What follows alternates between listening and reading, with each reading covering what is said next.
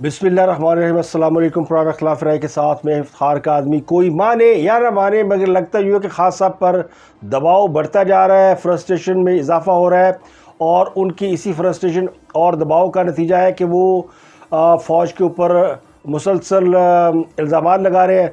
अब उन्होंने मुल्क की सिक्योरिटी एजेंसियों पर ये इल्ज़ाम लगाया है कि उनकी जो ऑडियो लीक्स हुई है उसमें मुल्क की सिक्योरिटी एजेंसियां इन्वॉल्व हैं।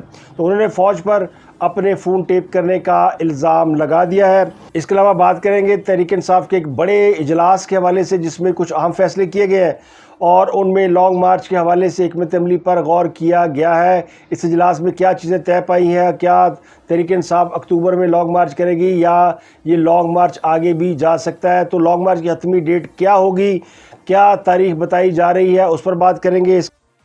एक बड़ी खबर यह है कि डॉलर 200 रुपये से नीचे आ जाएगा, इस बात का दावा किया है वफाकी वज़ीर ख़ज़ाना इसहाक डार साहब ने। इसहाक डार साहब ने कल हामिद मीर को एक इंटरव्यू दिया जिसमें उन्होंने दावा किया कि डॉलर की जो एक्चुअल प्राइस है वो 200 रुपये से कम है। तो ये मार्केट के लिए एक बड़ी अच्छी खबर है जिसकी बुनियाद पर डॉलर जो है उसको धचका पहुँचने और रुपये की कीमत में मज़ीद इस्तेहकाम आने का इम्कान है।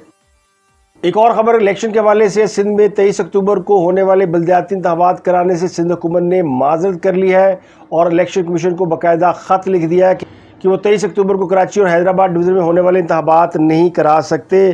तो सिंध में एक बार फिर बल्दियाती इलेक्शन जो है वो मुलतवी होने का खदशा है। अभी तो इलेक्शन कमीशन को ख़त लिखा गया है और इलेक्शन कमीशन को ख़त लिखने की बुनियादी वजह पुलिस की जानिब से इलेक्शन की ड्यूटी देने से माजरत है। तो कम अज़ कम 3 माह के लिए ये इलेक्शन मुलतवी हो सकते हैं, लेकिन इसका आखिरी फैसला करना है इलेक्शन कमीशन ने।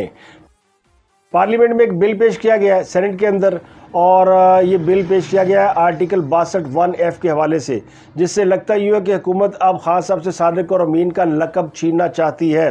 हुकूमत का इल्ज़ाम ये है कि खास साहब जो है वो मुसलसल झूठ और दरोग गोई से काम लेते हैं और उनको जो अदालत ने सादिक और अमीन का सर्टिफिकेट दिया था वो जस्टिफाई नहीं करता। तो इसको आइन के आर्टिकल 62(1)(f) से निकाल देना चाहिए और पीपल्स पार्टी के सेनेटर पलोशा खान ने ये बिल पेश किया सेनेट के अंदर और इसमें उन्होंने मौक़िफ़ ये इख्तियार किया कि सादिक और अमीन का जो लक़ब है वो सिर्फ हुज़ूर सल्लल्लाहु अलैहि वसल्लम की ज़ाते अक़दस के लिए है, किसी और के लिए नहीं है।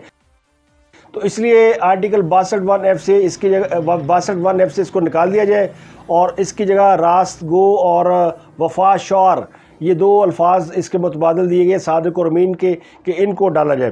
तो ये किसी भी मेंबर पार्लियामेंट की अहलियत के हवाले से जो बेसिक क्वालिफ़िकेशन है उसको आर्टिकल 62(1)(f) के हवाले से जांचा और परखा जाता है। इसी के यानी 62(1)(f) के तहत ही नवाज शरीफ को ताहयात नहल किया गया था और इसी के चलते जहांगीर तरीन को भी ताहयात नहली का सामना करना पड़ा।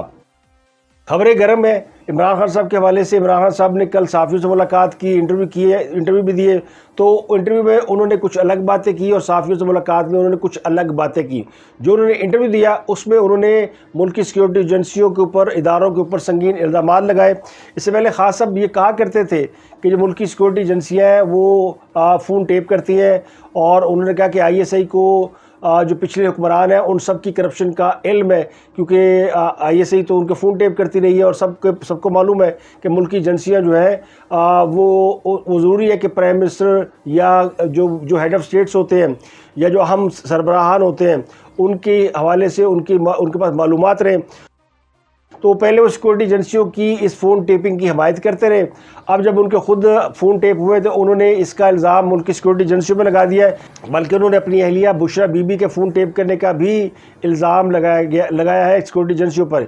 यानी खान साहब ने इस बात का भी एतराफ़ कर लिया कि बुशरा बीबी की जो ऑडियो लीक हुई थी जिसमें वो अरसलान खालिद जो कि PDA के इंफॉर्मेशन टेक्नोलॉजी के और सोशल मीडिया के हेड है और आजकल पंजाब में वो IT के मिनिस्टर हैं, तो उनकी जो बुशरा बीबी के साथ गुफ्तगू थी वो बिल्कुल उन्होंने इस ऑडियो को भी तस्लीम कर लिया।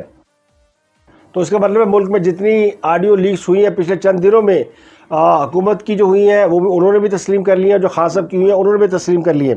तो खान साहब ने ये जो इतराफ़ किया कि बुशरा बीबी का फ़ोन टेप हुआ, तो इसका मतलब ये कि बुशरा बीबी ने टेलीफोन में जो अरसलान खालिद से गुफ्तगू की वो बिल्कुल दुरुस्त थी और वो गुफ्तगू उसी तरह पब्लिक के सामने आई। इस टेलीफोन कॉल में उन्होंने इरसलान खालिद से कहा था कि उनके ख़िलाफ़ जो कुछ भी हो रहा है उसको गद्दारी से अटैच कर दें। तो इसका मतलब है कि खान साहब ने इस बात का इतराफ़ कर लिया कि उनकी अहलिया ने ये काम किया। तो अब क्या बुशरा बीबी पर भी गद्दारी का मुकदमा बनता है या उनके ख़िलाफ़ भी कोई कानूनी कार्रवाई होगी या नहीं होगी कि उन्होंने अपने मुखालिफिन के बयानात को गद्दारी से लिंक करने के लिए कहा था। तो ये इरसलान बेटा के हवाले से एक बड़ी मशहूर ऑडियो लीक हुई थी, तो उस ऑडियो लीक का भी उन्होंने इतराफ़ कर लिया। बात आप गौर से सुने जी आपका कल बिल्कुल जो मैंने खान साहब ने आपको कहा था ना कि गद्दारी का वो जो आपने हैशटैग करके करना है, इतने जी, लोगों जी। का फोन आया हुआ था कि आपका सोशल मीडिया बहुत एक्टिव था और एक हफ्ते से बिल्कुल एक्टिव नहीं है। तो क्यों है बेटा, आजकल तो आप लोगों को बहुत एक्टिव होना है। अच्छा जी, एक्चुअली कल ना वो अच्छा, एक्चुअली ठीक है, मैं चलिए देखता हूँ। सुने अब मेरी बात जी जी ये जैसे अलीम खान है, ऐसे कितने भी लोग हैं जो बहुत आके मेरे खान साहब के हवाले से बोलेंगे, ठीक है। इन्होंने ठीक है आगे जी। इससे भी ज्यादा गंद डालना है। वो जो मेरी साथ वो बच्ची है फरा, उसके अच्छा इतना जी। गंद डालना है, लोगों की गवाही भी देंगे। आपने उसका कोई इशू नहीं बनाना, इन सबको लिंक कर देना है गद्दारी के साथ, ओके क्योंकि जी, ये ठीक प्री है प्लान्ड जी, है। ठीक है। ठीक है जी, ये जो अलीम खान है, ये जो सब बोलेंगे ना, ये सारी एक ठीक है प्लानिंग जी, के तहत है। तो आपने ठीक है जी, इनको लिंक कर देना है गद्दारी के साथ। ठीक है जी, आपने सोशल मीडिया में लेटर को उठाना है कि हमें पता है कि वो लेटर सही है, ठीक है। ठीक और है जी, हमें पता है कि गद्दारी की वजह से ये सब इकट्ठे हो गए और ये अपने आप को बचाने के लिए ये गद्दारों के साथ मिल गए। और गद्दार बाहर की कुव्वतें भी हैं और सब, वो सारा आपको पता है, ठीक है।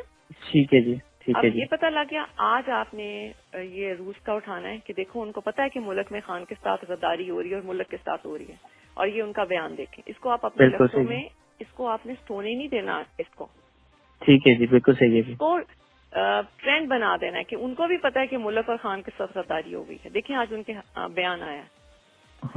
जी अच्छा, हाँ इस जी, तरह दूसरा मैंने आपको कहना था, मुझे और जो वो फरा है ना, उसके बारे में बहुत इन्होंने गंद उड़ाना है। उस पे भी आपने उसको भी आपने लिंक कर देना है कि हमें पता है कि ये गद्दार कौन कर रहा है।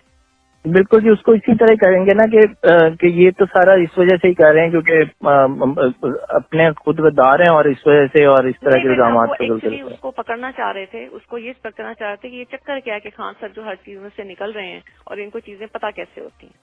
अच्छा अच्छा, हर ये समझ आपको, लेकिन ये सिर्फ मैं आपको समझ बता गया। रही हूँ, इस इशू को आपने नहीं किसी को करना, मैं लेकिन वो समझ इसके गया जी। पीछे इसलिए है। लेकिन आपने क्या करना है, अब खान साहब का इल्ज़ाम ये है कि एजेंसियाँ उनके फ़ोन टेप करती है तो उनसे पूछेगा कौन। तो खान साहब को यानी इस मुल्क के प्राइम मिनिस्टर वो रहे हैं, तो उनको ये नहीं पता कि अगर कोई अनलॉफुल काम होता है तो उसके लिए फिर क्या किया जाता है। वो कोई अनपढ़ आदमी तो है नहीं कि उन्हें ये ना पता हो कि इंसाफ के लिए कौन सा दरवाज़ा खटखटाना पड़ता है, और अब जहाँ से उन्हें इंसाफ मिलता है वो तो सबको पता है कि वो कहाँ से मिल रहा है। तो खान साहब के लिए बेहतर रास्ता ये है कि वो अदालतों में चले जाएँ और उनको अब ये फ़ोन टेपिंग के ख़िलाफ़ अदालतों से रजू करना चाहिए। जितनी जल्दी उन्हें इंसाफ मिलना, पाकिस्तान की तारीख़ में किसी सियासतदान को अदालतों से इतना स्पीडी इंसाफ नहीं मिला। तो मुल्की अदालतों ने एक रिकॉर्ड कायम कर दिया है खान साहब को इंसाफ देने के हवाले से कि जैसे उनके ख़िलाफ़ कोई मुकदमा होता है, कोई FIR दर्ज होती है या उनकी गिरफ़्तारी का इम्कान पैदा होता है या किसी मुकदमे में उन्हें सज़ा का एहतमाल होता है, तो अदालतें उनकी मदद को न सिर्फ पहुँच जाती है बल्कि उनकी वकालत भी की जाती है। तो खान साहब के लिए तो अच्छा है कि ये बिल्कुल गैर मुनासिब बात है कि कोई भी किसी की प्राइवेट गुफ्तगू हो या कोई और मामला हो तो उसको टेप करके इस तरह पब्लिक करे। तो अगर ये काम मुल्क की सिक्योरिटी एजेंसियों ने किया है तो ये गैर कानूनी काम है। तो खान साहब को इस गैर कानूनी काम को रोकने के लिए सुप्रीम कोर्ट में रुजू करना चाहिए, जाना चाहिए। खान साहब अपने मुखालिफिन के तो हर एक इक़दाम को अदालतों में ले जाते हैं। नैब में तरमीम का मसला हो तो वो अदालत में पहुंचा हुआ है, अगर वो EVM का मसला है तो वो अदालत में पहुंचा हुआ है। तो खान साहब जब हर काम को जो समझते हैं कि अनलॉफुल है, इलीगल है, अदालतों में ले जाते हैं, तो इसको ले जाने में उन्हें क्या एतराज़ है।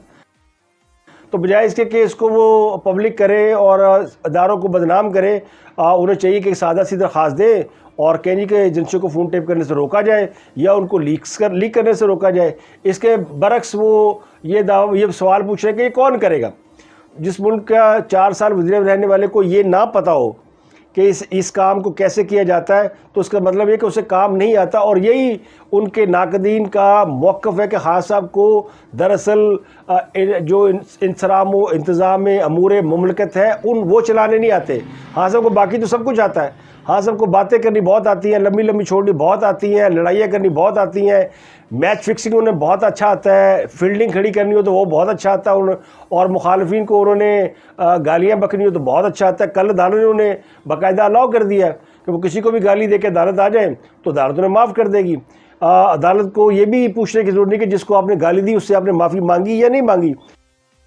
तो खान साहब के लिए तो बड़ा आसान रास्ता है। और इसके बरक्स वो शिकवा ये करते हैं कि जी मुझ पे सिर्फ एक ही मुकदमा रह गया है कि मैं चाय में रोटी डुबो के क्यों खाता हूँ। खान साहब के ऊपर तो अभी बेशुमार चीज़ें ऐसी हैं जो कि अभी बाकी हैं, लेकिन वो नहीं की जा रही, ना करने की लोग कोशिश करें, क्योंकि सबको पता है कि अगर खान साहब के खिलाफ कोई मुकदमा बनाएंगे, कोई FIR काटेंगे तो अदालत उन्हें उड़ा के रख देगी। तो इसलिए कोई भी अभी उनके खिलाफ उस तरह के मुकदमात जो है वो नहीं लेके आता। तो अब खान साहब की इस इतराफ़ के बाद कि वो जो ऑडियो लीक्स उनकी बुशरा बीबी की हुई थी और वो कोई एजेंसी ने टेप करके लीक कर दी, इस बात का इतराफ़ है कि जो बुशरा बीबी ने कहा था वो ऐसे ही पब्लिकली सबके सामने पहुंचा है और उसमें उन्होंने अपने मुखालफिन के ऊपर गद्दारी के इल्ज़ाम लगाए हैं। ये बजाते खुद एक बहुत बड़ा मुकदमा है, यानी इल्ज़ाम तराशी का, और इस पर अब उनकी अहलिया कानून की लपेट में आ सकती है। लेकिन उनके ऊपर किसी ने मुकदमा नहीं कराना। कोई भी इस मुल्क के अंदर ऐसा नहीं है जो समझता हो कि खान साहब का मुकदमा कराया जाए तो ये मुकदमा कामयाब हो जाएगा। तो अब हुकूमत भी उसी तरह है, यानी हुकूमत भी लेतो लाल से काम लेती है और उनके खिलाफ मुकदमा दर्ज नहीं कराते। कल खान साहब ने इसलिए शायद साथ ये भी कह दिया कि हम ख़वातीन का बड़ा एहतराम करते, कोई और होता तो जेल में होता। तो शायद हुकूमत के पास भी यही मौक़िफ़ हो कि वो ख़वातीन का बड़ा एहतराम करते हैं, वरना बुशरा बीबी जेल में होती। तो लेकिन आवाम को तो यानी ट्रक की बत्तियों के पीछे लगाया जाता है ना कि साथ ही PTI के लॉन्ग मार्च के हवाले से आपको खबर दे दें कि PTI जो है वो PTI ने अपना फोकस कर लिया 16 अक्टूबर को होने वाले इलेक्शन के ऊपर। 9 अक्टूबर को 12 रबीउल अव्वल है और उसके बाद 16 अक्टूबर को मुल्क में 9 कौमी असम्बली की और 3 सूबाई असम्बली के हल्कों में इलेक्शन होना है। तो PTI पहले ये इलेक्शन कॉन्टेस्ट करेगी, उसके बाद देखेगी कि उन्होंने लॉन्ग मार्च करना है या नहीं करना। तो जो एक बड़ा इजलास हुआ है बनीगाला में भी और भी जगहों पे एक इजलास एक दो हुए हैं प्राइवेट जगहों पे, जिनमें ये चीज़ें तय की गई हैं कि लॉन्ग मार्च के लिए क्या हिकमत अमली इस पर गौर किया जाए। मैंने आपको बताया ही था कि सदर मुमलकत के हवाले से कंसर्न शो किए जा रहे हैं PTI के अंदर कि वो शायद विकेट के दोनों जानब खेले। जो मैंने आपको बताया ही था कि अब आरफ अलवी साहब पर जो है वो तहरीक इंसाफ के अंदर से तनकीद होना शुरू हो गई है। आरफ अलवी ने कोशिश की थी कि उनकी वो आर्मी चीफ से इमरान खान साहब की मुलाकात करा के इस मामले को कहीं ना कहीं ठंडा करा दें या तय करा दें, तो वो कोशिश ज़्यादा कामयाब नहीं हुई। लेकिन इसके बावजूद खान साहब ने कल साफ़ियों से मुलाकात में इस बात का दावा किया कि अभी उनके मुज़ाकरात जारी हैं, किसी न किसी सतह पर किसी न किसी लेवल पर जारी हैं। तो एक तरफ वो अपने जो वोटर सपोर्टर और पार्टी के अंदर लोग हैं उनको ये इत्मीनान दिलाने की कोशिश कर रहे हैं कि इस्टेब्लिशमेंट दोबारा उन्हें ओन कर लेगी, इस्टेब्लिशमेंट के साथ उनकी बात बन जाएगी। और दूसरी तरफ उनके पास दूसरा रास्ता लॉन्ग मार्च का है। तो जो यानी हल्का उनका इस बात पर इसरार कर रहा है कि जी हम माइट दिखाएं, स्ट्रीट पावर दिखाएं और पावर टॉक्स टू पावर, तो फिर हमारी बात बन जाएगी। वो अपनी जगह यानी मौजूद है, उसको हाँ सब लॉन्ग मार्च की कॉल के लिए वेट करने का कह रहे हैं और उन्हें कह रहे हैं तैयारी पकड़ो मैं कॉल दूंगा। और दूसरे PTI के अंदर वो हल्का है जो कहता है जनाब आप पहले भी पावर पॉलिटिक्स के जरिए आए थे, किसी के कंधों पर बैठ कर आए थे, ताकतवर हल्कों की मदद से आए थे, तो अब भी ताकतवर हल्कों ही आपको दोबारा वापस ला सकते हैं। तो उनको भी खान साहब ने उस तरफ लगा रखा है, यानी दोनों में से जो काम उनका हो जाए तो खान साहब के लिए वेल एंड गुड है। तो जो उनके एक्टिविस्ट हैं, जो उनके हॉक्स हैं, उनको उनका पेट भरने के लिए वो फ़ौज के ऊपर तनकीद करते रहते हैं। और जो उनके वो लोग हैं जिनको ठंड प्रोग्राम कहा जाता है, जो इस्टेब्लिशमेंट के साथ किसी भी किस्म की तसादम और मुहाजरे के हक़ में नहीं है, उनको खास सब इस्टेब्लिशमेंट के साथ मुज़ाकरात या उनके साथ ताल्लुकात बेहतर होने की ख़बरें भी सुनाते रहते हैं और ये उम्मीद भी दिलाते रहते हैं कि जल्दी हम जो है ना यानी दोबारा यानी मामला ठीक हो जाएंगे और 2018 वाली पोजीशन में आ जाएंगे जिस वक्त खान साहब के मुखालफिन को जो है वो दीवार में चुनवा दिया गया था और खान साहब को जो है वो इक़्तिदार में बिठा दिया गया था। तो कहने वाले कहते हैं कि खान साहब जो है वो अभी इंतज़ार में है और वो 16 अक्टूबर को होने वाले इलेक्शन के बाद की कोई तारीख देंगे लॉन्ग मार्च के हवाले से। और उस वक्त मौसम कैसा होगा, उस वक्त क्या खान साहब लोगों को बाहर निकाल पाएंगे या नहीं निकाल पाएंगे, एक बड़ा सवाल है। तो खान साहब का लॉन्ग मार्च जैसे जैसे ताख़ीर का शिकार हो रहा है, उनके अंदर जो है फ्रस्ट्रेशन भी आती जा रही है और लोग जो है वो बेचैनी का शिकार भी हो रहे हैं और उनको लगता ये है कि उनके पास ऑप्शन भी यानी कम होते जा रहे हैं। इसके अलावा इसहाक डार साहब ने एक इंटरव्यू दिया है हामिद मीर साहब को और उस इंटरव्यू की बड़ी पॉजिटिव वाइब्स आई हैं। कल उन्होंने ये कहा कि डॉलर जो है वो 200 रुपये से नीचे आएगा और डॉलर की जो इस वक्त कीमत है वो एक्चुअली 200 रुपये से कम ही है और जेन्युइन कीमत जो है तो उसको वो नीचे लेकर आएंगे। तो आज उसके बड़े मुस्बत असरात हुए हैं और डॉलर जो है वो आज सुबह ही मार्केट जैसी खुली है तो इंटरबैंक में डॉलर फिर तकरीबन ₹1.79 या ₹1.80 उसकी कीमत में कमी हुई है और फिर इंटरबैंक में डॉलर की कीमत है ₹225.50। इसके अलावा स्टॉक मार्केट भी बड़ी पॉजिटिव यानी कारोबार में बड़ा मुस्बत रुझान है। तो कल इसहाक डार साहब ने जो इंटरव्यू दिया था उसके बाद लगता ही हुआ कि मार्केट के अंदर इस्तेहकाम पैदा होना शुरू हो गया है। वैसे भी इसहाक डार साहब जब से पाकिस्तान वापस आए हैं तो उनके ऊपर काफ़ी कॉन्फिडेंस है सरमायाकारों का, इन्वेस्टर्स का, कि वो डॉलर्स की जो बढ़ती हुई कीमत है उसको कंट्रोल कर लेंगे। कल उन्होंने इस बात का दावा भी किया कि वो डॉलर को 200 रुपये से कम की सतह पर लेकर आएंगे। और उन्होंने ये भी कहा कि उन्हें ये इल्म है और वो माजी में भी ये काम कर चुके हैं। माजी में भी एक दफ़ा इसहाक डार साहब डॉलर को 115 रुपये से कम करके वापस 100 रुपये पे लेकर आए थे और उन्होंने एक तवील अरसा इस कीमत को फ्रीज़ रखा था, यानी डॉलर कीमत में ना बढ़ रही थी ना कम हो रही थी। इस पर ही जो उनके मुखालिफिन हैं उन पर तनकीद करते रहे कि उन्होंने डॉलर को मसनूई तौर पर जो है वो स्टेबल रखा, जिसकी वजह से पाकिस्तान की मईशत को बहुत बड़ा डेंट पड़ा। तो इसहाक डार साहब उसी फार्मूले पे दोबारा काम करने की कोशिश कर रहे हैं कि वो किस तरीके से डॉलर को नीचे लेकर आए और फ्रीज़ कर लें या पेट्रोल की कीमतों को फ्रीज़ कर लें या टैक्स फ्रीज़ कर लें। तो वो अपनी कोशिशों में कामयाब होते हैं या नहीं होते, लेकिन उनकी जो बॉडी लैंग्वेज है बड़ी पॉजिटिव है और बड़ा मुस्बत है। उनके जो उनसे पहले जो वज़ीर ख़ज़ाना थे मुफ्ता इस्माइल साहब, उनसे जो उनके नाक़दीन को गिला और शिकवा था वो यही था कि वो खासे स्लो हैं और वो उनकी बॉडी लैंग्वेज दुरुस्त नहीं है और वो कुछ अच्छा काम करने के बाद अपनी गुफ्तगू से उसको स्पॉइल कर देते हैं और वो बिजली कीमतों में इजाफे की खबर भी बड़े मुस्कुराते मुस्कुराते सुनाते हैं, जिससे आवाम के दिलों पर जो छुरियाँ चल जाती हैं। तो ये जो मरियम नवाज़ की कार्डियो लीक हुई थी उसमें भी मुफ्ता इस्माइल पर अदम एतमाद का इजहार किया गया था। अब लगता है कि मुफ्ता इस्माइल साहब को इस बात का खासा रंज पहुंचा है और वो खासी तकलीफ में है। उन्होंने कल इस बात का बाकायदा यानी इजहार भी किया कहीं पे और उन्होंने कहा जी कि जो इसहाक डार साहब ने पेट्रोल प्राइस में कमी की है वो IMF के साथ मुआहदे की ख़िलाफ़ वर्जी है। IMF के साथ मुआहदे के मुताबिक आपको हर साल जो पेट्रोलियम लेवी है उसकी मद में इसमें 5 रुपये का या 10 रुपये का इजाफा करना है, लेकिन वो उन्होंने कहा था कि मैं नहीं करूँगा, लेकिन इसहाक डार साहब ने कर दिया है। और अब देखते हैं कि IMF के साथ उनकी जो है वो यानी IMF इस पर क्या रिएक्ट करती है। तो मुफ्ता इस्माइल साहब की बॉडी लैंग्वेज अब भी ज़रा दुरुस्त नहीं है, लेकिन इसहाक डार साहब की बॉडी लैंग्वेज बेहतर है और उन्होंने कहा जी कि वो बेहतर समझते हैं और अब जब जवाब उन्होंने देना है तो IMF जाने और वो जाने। और साथ ही IMF का एक स्टेटमेंट भी आ गया कि IMF ने कहा जी कि वो ये जो मुआहदा हुआ है उसकी शर्तों में कोई तब्दीली नहीं हुई, जबकि इसहाक डार साहब ने अपने इंटरव्यू में कह दिया कि जब प्राइम मिनिस्टर बैरून मुल्क गए थे तो उनकी IMF के सरबराह से मुलाकात हुई थी तो कुछ टर्म्स एंड कंडीशन नरम करने के लिए उन्होंने कहा था जिस पे इनकार नहीं किया गया। तो अब इसहाक डार साहब जो है वो उनका ये चैलेंज है, लेकिन जो सबसे बड़ा चैलेंज उन्होंने किया वो किया इमरान खान साहब को। और इमरान खान साहब को उन्होंने कहा कि इमरान खान साहब खुद को इतना नहीं जानते जितना वो इमरान खान साहब को जानते हैं।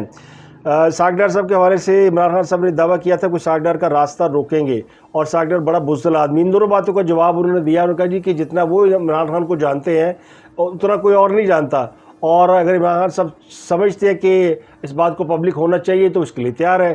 तो उन्होंने इमरान खान साहब को बाकायदा चैलेंज कर दिया कि वो उनके हवाले से कुछ बातें जो है वो यानी लोगों के साथ शेयर भी कर सकते हैं।